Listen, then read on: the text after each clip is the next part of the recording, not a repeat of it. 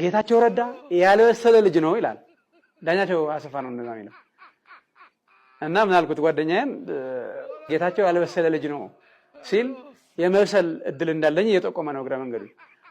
ዳኛቸው አሰፋ ግን ያረረ ሽማግሌ ነው ይዋለው።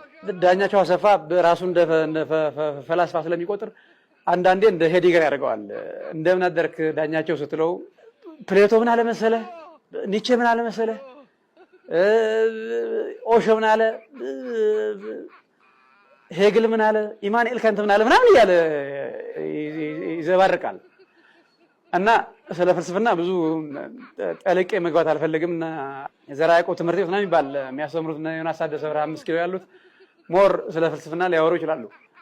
እና የፈላስፋዎችን ስም በመጥቀስ ራሱ እንደ ፈላስፋ የሚቆጥር ኔቪቴ ጥሬ ምሁር ነኝ ባይ ነው።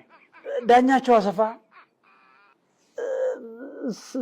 ሲምፕሊ አንድ ፈረሱላ ሰሊጥ ከሰፈርክለት ወጥቶ ወልቃይት ምናምን እያለ ይዘባርቃል። ያው በባንኮክ ሄደውም ባለፈው ታክሞ ነበረ እነዛ አስመላሽ ኮሚቴዎች ምናምን አሳክመውት እና አሸተ ደምለው የሚባል ሰውዬም ፊት አውራሪ የሚል ማዕረግ ሰጥቶታል መሰለኝ።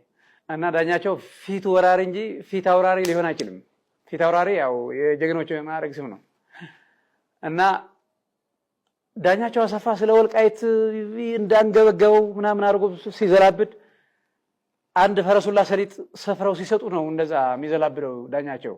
ያው እዛ አሜሪካም ያለ ፓርኪንግ መስራት ሰልችቶት ነው መሰለኝ። ያው እንደ አማኑኤል ሆስፒታል መግባት የነበረበት ሰውዬ አዲስ አበባ ዩኒቨርሲቲ ገብቶ በቂ እብዶች እያፈራ ይገኛል።